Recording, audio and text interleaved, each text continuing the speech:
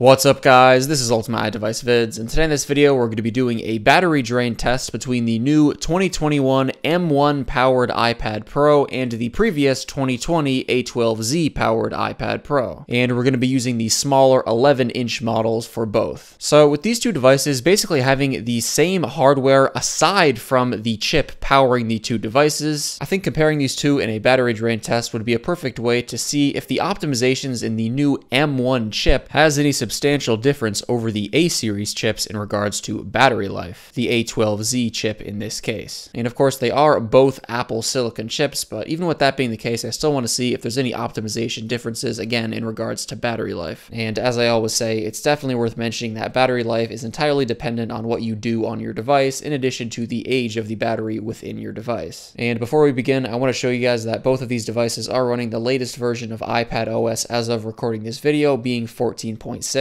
And for anyone curious, this 2021 iPad Pro has 8 GB of RAM as it's the base storage model. And of course, the 2020 iPad Pro has 6 GB of RAM, as all 2020 iPad Pros have the same amount of RAM. Also, True Tone, Night Shift, and Auto Brightness are disabled on all of these devices, and the brightness was set to the exact same amount on both devices using a lux meter, and the volume is turned down on both. Also, the batteries in both of these iPads are brand new. And alright, with both devices charged to 100% and plugged in, we're going to turn off the power source that these two devices are connected to, and we'll remove the cables. And we'll kick things off with 1 hour of YouTube video streaming. So we'll load up the same YouTube video on both devices, and we'll make sure it's set to 1080p quality on both. And again, we're going to let it stream for an hour, and we'll check back in on the percentages. And alright, after an hour of YouTube video streaming, the 2021 iPad Pro is at 96%, and the 2020 iPad Pro is at 95%, so just 1% difference in this case. And next, we're going to move on to 1 hour of web browsing. So we're going to be loading new web pages and scrolling through web pages on apple.com for the first 30 minutes, and for the second 30 minutes, we're going to be loading new web pages and scrolling through web pages on the verge.com. And something else worth mentioning is, of course, when I'm doing these tests, I do my absolute best to ensure that there's no differing factors between the devices that I'm testing, but there's always going to be little minor things that might throw it off a little bit. So you should interpret these videos as gauging overall battery performance rather than,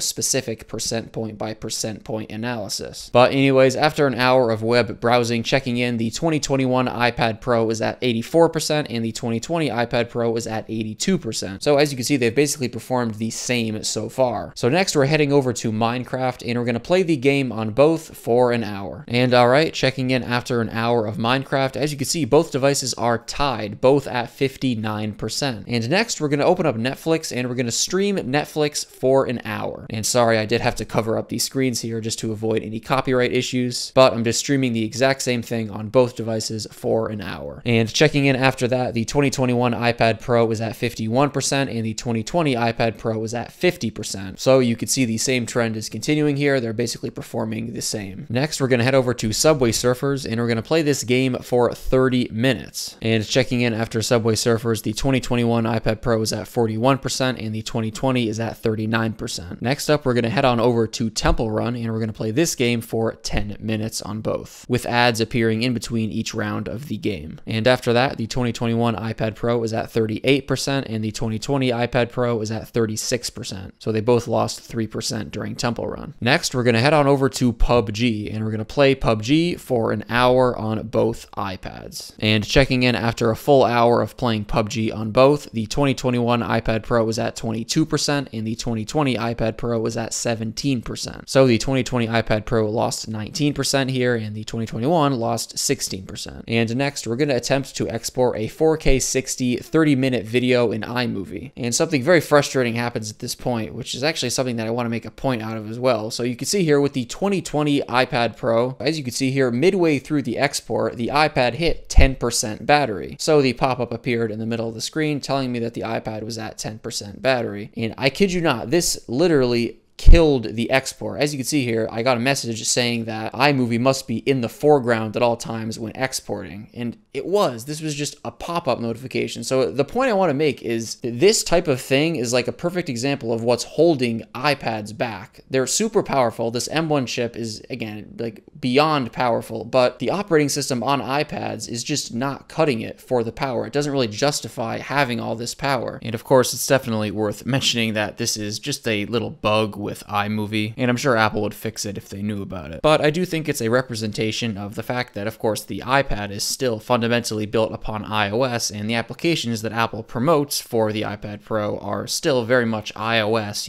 mobile applications, like the iOS version of iMovie in this instance, while the tablet itself has the hardware for and is being marketed as this professional tablet that can replace your laptop. So that being said, I just think Apple needs to kick up their game a little bit in this department. So hopefully during WWDC in just like a day or so here, we'll get some announcements that maybe make the iPad a little bit more professional. But anyways, rant aside, I decided to cancel the export on the 2021 iPad Pro a few minutes later, just because I don't think it would be fair to have, one device finish the export with the other one, being canceled in the middle. So unfortunately, that issue with iMovie did mess up the exact percentage tracking throughout this test. And once again, this circles back to what I said earlier, how you should interpret this test as overall battery performance, because of course, things like this do happen when you're interacting with devices for as long as I am in this test. But anyways, with the 2021 at 14% and the 2020 at 10%, that concludes the first round of the battery test. So we're going to head back to YouTube, and we're going to stream the same YouTube video for another hour on both. And 6 hours and 59 minutes into this test, basically 7 hours in, the 2020 iPad Pro dies. And all right, we'll continue going with the 2021 iPad Pro. And all right, after an hour of YouTube video streaming, the 2021 iPad Pro is at 3%, so just barely hanging on. So interestingly enough, as you can see there, it lost 11% in that final round of YouTube video streaming, while earlier in the test with YouTube video streaming, it lost a lot less. So it makes me wonder if Apple's percent readings are not always entirely accurate, or maybe it is accurate and some of the previous tasks we did before maybe impacted how fast the battery is draining. I'm not sure. But anyways, we'll see how long the 2021 can hold up in the second round of Safari. And 7 hours and 28 minutes in, the 2021 iPad Pro finally dies. So there you have it. I'd say they both performed very well and very similarly as well in this battery drain test. And let's try again with this iMovie export. So both devices are charged back up to 100%, and I'm going to go ahead and disconnect the power source and the cables here,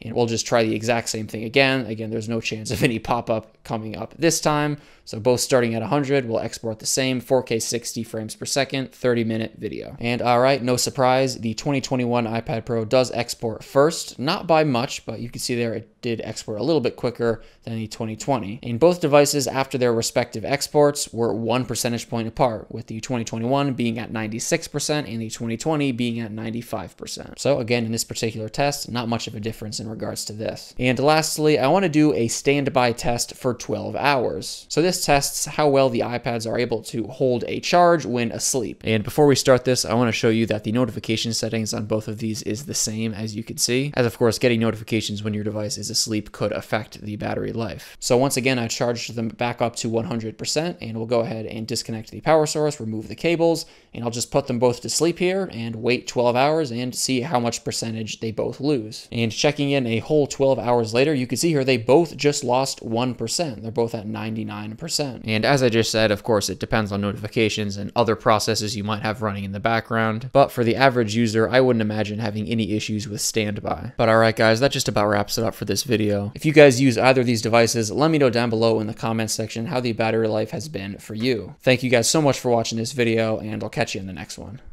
Peace out.